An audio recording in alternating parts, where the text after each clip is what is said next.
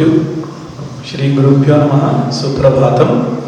So we are in Devasura Sampratti Yoga, which is the chapter dealing with the characteristics of people and how the characteristic will become conducive for spiritual growth and how certain characteristics become obstacle for the spiritual growth. So characteristics which are the obstacle for spiritual growth is called Asuri Sampat. It is actually called Sampat because it is accumulated by people, by all of us. So all of us accumulate certain qualities, certain characteristics which will hamper our spiritual growth. And Devi Sampatti because again you accumulate certain qualities, that is called Sampatti, and that accumulated quality becomes the wealth for you to become spiritual, for spiritual growth. So that is why we do Sampattis. Now we are in Asuri Sampatti. In Asuri Sampatti, initially the thought of the person, the understanding of the person, why he becomes or why does he possess such quality? Because of his thought. His thought is, this world is there, this world is real, I am there, the world is only meant for my enjoyment and enjoyment alone is life. So the whole thing is about enjoyment. Then there are few people who understand that I am beyond this also. So they don't want enjoyment only here, they want enjoyment in Swarga. So they do a lot of yajna. Now amongst these people there is certain set of thought patterns, and you can see this thought pattern in today's world. That is why it is very difficult to spiritually grow if we have such thought patterns. So what is the thought pattern? It is told in 3 shlokas. This is the last shloka. The first 2 shlokas, the thought pattern is, I have a lot of desires, I have to fulfill.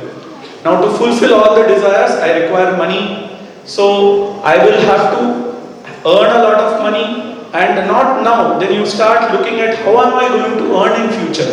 This is one thought pattern. Then when you have a lot of money now, you want to earn even more. Then slowly the greed increases. Because of the greed, you don't bother whether you are doing adharma. So a lot of people do that. Competition is there, everybody wants to earn money, but you want to be the person who is earning maximum money. So therefore what? You crush the competition. That is told in the previous verse. You crush. These people, if I crush only, I can come up. So you give crush in the sense not literally, hataha is told, but not literally kill. It means you don't allow them to grow. You know, there are many companies which take up other companies.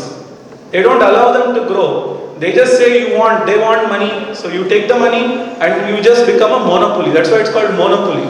There are many companies which try to become monopoly in a particular business. So that is the thought pattern. Others should not come in the area I am. They should be removed. That is the thought pattern. Now we are coming to the third thought pattern in this shloka. Let us see this shloka.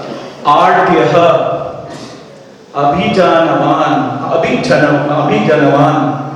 asmi kaha anyaha asti sadrishaha maya. Okay. Yakshye dasyami modishye iti ajnana vimohitaha. So this is the word split. So Krishna Paramatma is saying, what is the thought pattern of those people? Ardhyaha. Ardhyaha means shlagha. That means I am praiseworthy. Why am I praiseworthy? That is told by Adi Shankaracharya in his Bhashyam, Dhanena.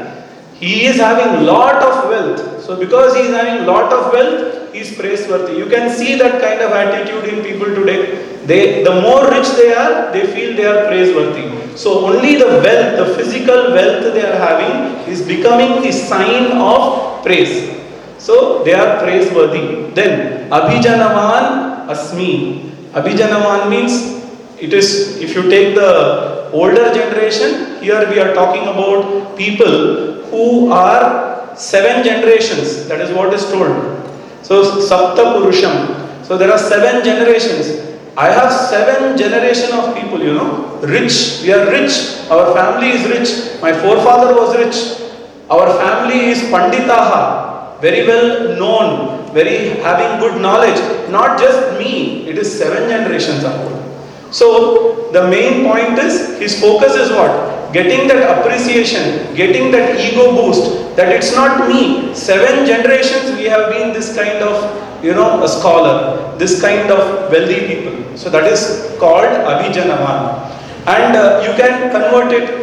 In older generation, people used to say, see, my father has done this yajna, my forefather has done this yajna. So, doing the yajna and doing the rituals and being a Vaidika is not the point of change for me. It is the point that should become the point for my praise. People should praise me, oh, he was a Vaidika, he was such a scholarly person.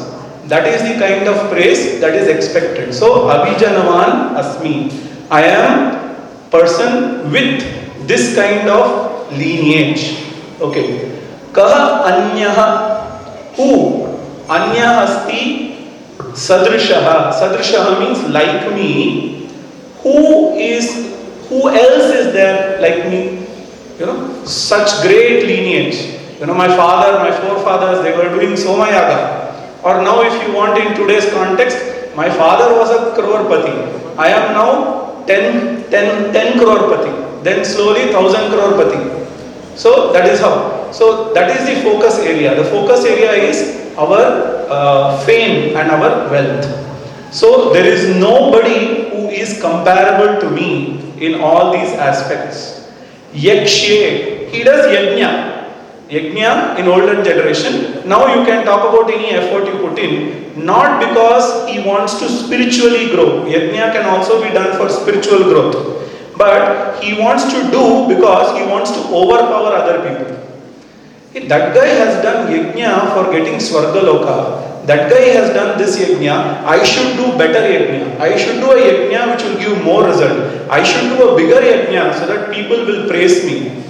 Okay, so that is the thought pattern when he is doing the yajna. Then dasyami. People will think dasyami means dana, giving. People may think giving is a good quality, but he does not give to the person who is in need.